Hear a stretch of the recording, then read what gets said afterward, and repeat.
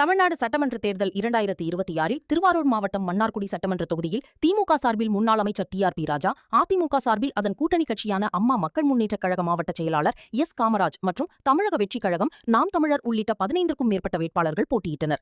இந்த நிலையில் இன்று நடைபெற்ற அம்மா மக்கள் முன்னேற்றக் கழக மாவட்ட செயலாளர் காமராஜ் தன்னை எதிர்த்து போட்டியிட்ட 3 முறை சட்டமன்ற உறுப்பினராகவும் அமைச்சராகவும் இருந்த TRP ராஜாவை 1566 வாக்குகள் வித்தியாசத்தில் தோற்கடித்தார். இதனைத் தொடர்ந்து வெற்றி பெற்ற அம்மா மக்கள் முன்னேற்றக் கழக மாவட்ட செயலாளர் S காமராஜுக்கு அதிமுக மாவட்ட செயலாளரும் முன்னாள் அமைச்சருமான காமராஜ் இனிப்புகள் ஊட்டி உற்சாகமாக வெற்றியை கொண்டாடினர்.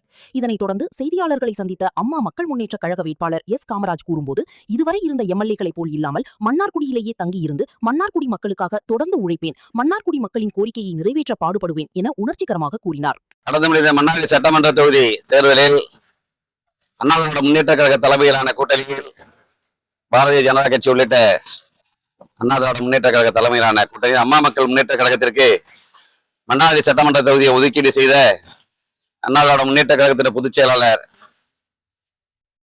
திரு எடப்பாடியார் அவர்களுக்கும், அதே போல பாரதிய ஜனதா கட்சியினுடைய தலைவர் திரு மோடிஜி அவர்களுக்கும், நம்முடைய கூட்டணி கட்சியினுடைய தலைவர்கள் அனைவருக்கும், குறிப்பாக நம்முடைய திருவாரூர் மாவட்டத்தை சேர்ந்த அண்ணா திராவிட முன்னேற்ற கழகத்துடைய மாவட்ட கழக செயலாளர் நன்னிலம் சட்டமன்ற உறுப்பினர் திரு R காமராஜ் அவர்களுக்கும், கூட்டணி கட்சியாக இடம் பிடித்து கொடுத்த எங்களுடைய கழகத்தினுடைய பொதுச் செயலாளர், அம்மா மக்கள் முன்னேற்ற கழகத்தின் பொதுச் செயலாளர் அண்ணன் TTV தினகரன் அவர்களுக்கும், குறிப்பாக மன்னார்குடி தொகுதி மக்களுக்கும் இந்த நேரத்தில் எனது நெஞ்சார்ந்த நன்றியினை தெரிவித்துக் கொள்கிறேன்.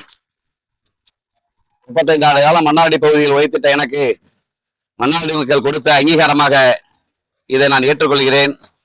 தொடர்ந்து மன்னார்குடி பகுதி மக்களுக்கு, தொகுதி மக்களுக்கு வாழ்நாள் முழுக்க பணியாற்றுவதற்கு நான் கடமைப்பட்டிருக்கிறேன்.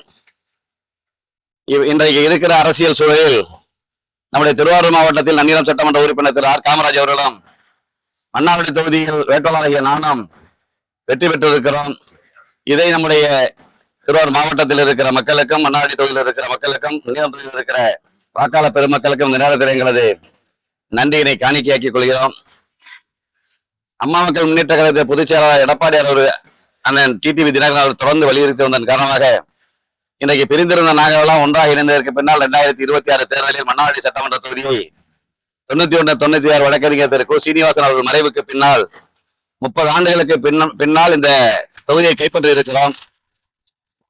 இதில் முழுமையான பங்கு அண்ணா திராவிட முன்னேற்ற கழகத்திற்கு இருக்கிறது. கூட்டணி கட்சியுடைய தலைவர்கள் இங்கே இருக்கிறார்கள். இது எனது வெற்றியாக நான் பார்க்கவில்லை, எங்கள் கூட்டணிக்கு கிடைத்த வெற்றியாகவும் மன்னார்குடி தொகுதி மக்கள் எனக்கு கொடுத்திருக்கிற அங்கீகாரமாகவும் நான் இதை ஏற்றுக்கொள்கிறேன்.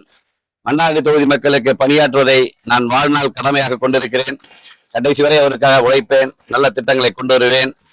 இறுதியான முடிவுகள் வந்ததற்கு பின்னால் நம்முடைய மாவட்ட கழக செயலாளர் திரு R காமராஜ் குறிப்பிட்டதை போல தேர்தல் முடிவுகள் முழுமையாக வந்ததற்கு பின்னால் உங்களுடைய அனைத்து கேள்விகளுக்கும் பின்னால் நாங்கள் பதில் சொல்கிறோம்.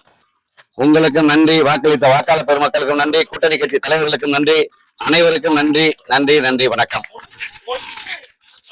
3 முறை திமுக அமைச்சரை தோற்கடிச்சு பண்ணிருக்கீங்க.